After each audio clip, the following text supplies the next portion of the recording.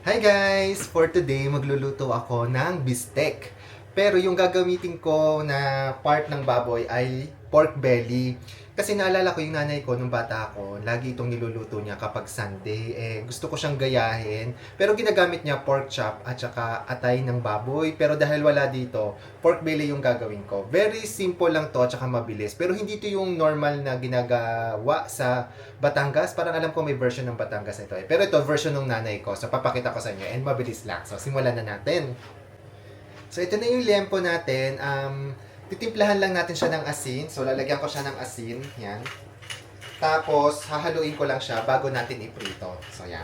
Ayan guys, nagpainit na ako ng mantika dito. Ang next step natin ay ipiprito na natin to. Ito yung pinakang ayoko na part kasi nagtatalsikan to and nakakatakot kasi masakit kapag natalsikan, di ba? So, prito na natin.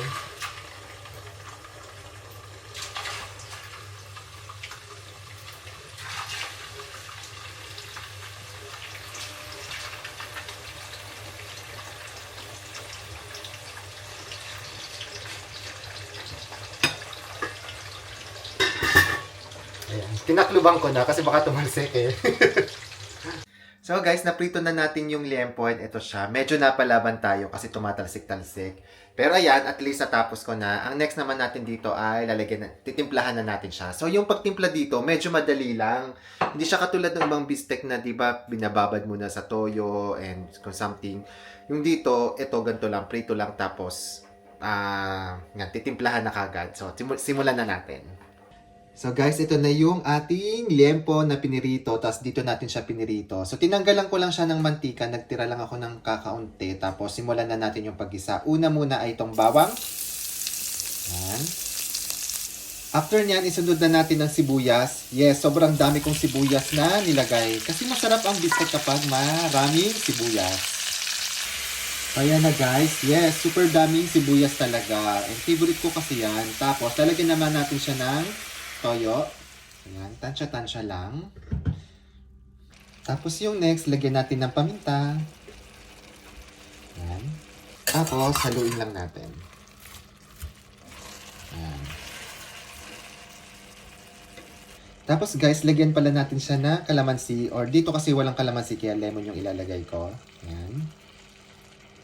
Tapos lagyan pala natin ng konting tubig. Yan, para hindi naman masyadong concentrated yung toyo. So, ito na guys. Tinikman ko na pala yan and medyo okay na sa akin yung lasa niya. Ilalagay na natin itong mga pinirito natin. Tapos, haluin lang yan and then okay na yan.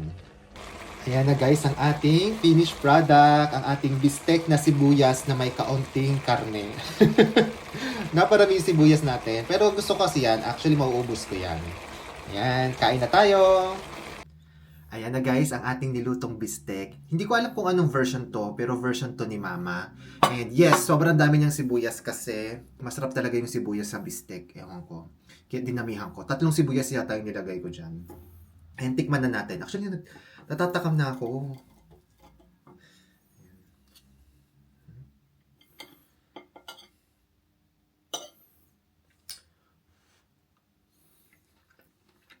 Kuha tayo ng sibuyas.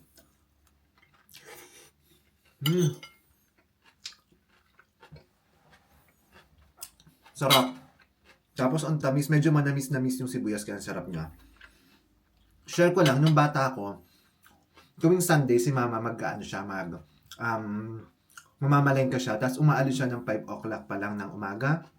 Tapos magigising kami magkakapatid mga 6:30 or 7, tapos dadating na si Mama nun. Tapos super gutom na gutom kami.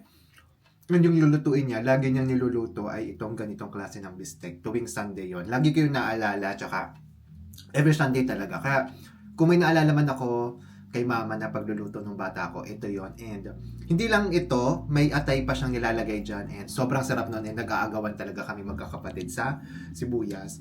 So ayun po, ito yung version ng nanay ko na ginaya ko lang. Sana magustuhan ninyo and try nyo din po. So ayun po, kain po muna ako ng dinner ko. Bye-bye!